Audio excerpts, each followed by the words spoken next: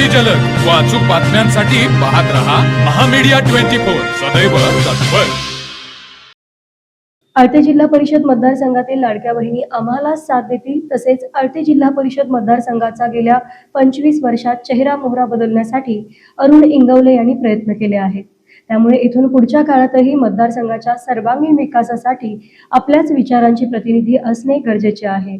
केंद्रात राज्यात महायुतीची सत्ता असल्याने निधीची कमतरता भासणार नाही, त्यामुळे महायुतीच्याच उमेदवारांना निवडून द्या असे आवाहन खासदार धैर्यशील माने यांनी केले। ते सावर्डे तालुका हातकणंगले येथील हनुमान मंदिरात आळते जिल्हा परिषद मतदारसंघाच्या उमेदवारांच्या प्रचार शुभारंभ प्रसंगी आयोजित सभेमध्ये बोलत होते।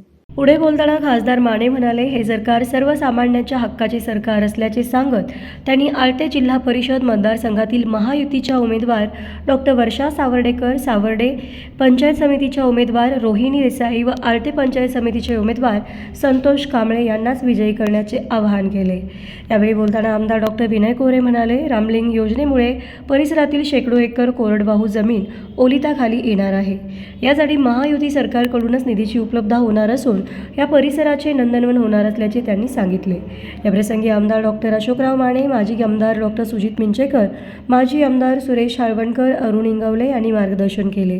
यावेळी बाजार समिती सभापती सुरेश पाटील, कलंदर मकानदार सुरेश पाटील, नागेश नरंदेकर, सरपंच अजिंक्य इंगवले, कलंदर मकानदार मानसिंग चव्हाण, डॉक्टर अविनाश सावर्डेकर, विनायक कोठावळे यांच्यासह आळते जिल्हा परिषद मतदारसंघातील कार्यकर्ते मोठ्या संख्येने उपस्थित होते। तर मग चला सबस्क्राइब करायला विसरू नका महामीडिया 24 न्यूज चॅनलला। महामीडिया 24 सदैव तत्पर।